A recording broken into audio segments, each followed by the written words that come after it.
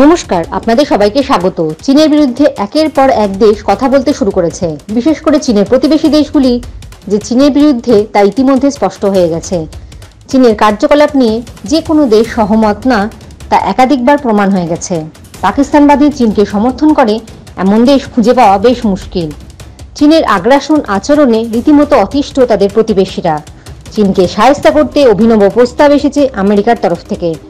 America, Bharat, Japan, অস্ট্রেলিয়াকে নিয়ে 4 শক্তির জোট তৈরি করতে চাইছে, যা অনেকটা ন্যাটোর মতন কাজ করবে চীনের বিরুদ্ধে।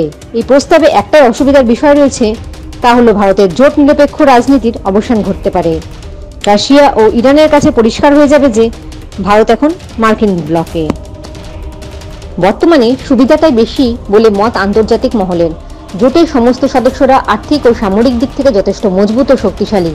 ভিয়েতনাম, ফিলিপিন্স, ইন্দোনেশিয়া সহ মায়ানমার, তাইওয়ান ও দক্ষিণ কোরিয়ার সাথে নিয়ে চীনের বিরুদ্ধে ভবিষ্যতে জোটকে আরও শক্তিশালী করার প্রবল সম্ভাবনা তৈরি হবে। সেক্ষেত্রে আবার রাশিয়াকে পাকিস্তানপন্থী হওয়ার হাত থেকে রক্ষা করতে সামরিক চুক্তি করতে হবে। ইচ্ছা না থাকলেও তা করতে হবে।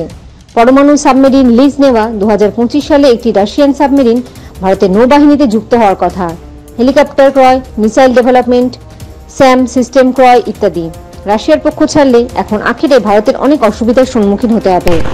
রাশিয়ার সঙ্গ ছাড়লে রাশিয়া পাকিস্তানকে এমন কিছু অস্ত্র দিতে পারে যা ভারতের কাছে হুমকি হবে বলে আন্তর্জাতিক বিশেষজ্ঞদের মত। তবে রাশিয়ার এখন অনেক কিছু আছে যা ভারতের নজরে রয়েছে। তবে আপাতত আমেরিকার সাথে জোট বাঁধাটা বেশি বুদ্ধিমানের কাজ হবে বলেই মত। জয় হিন্দ, জয় জওয়ান, জয় কিষান।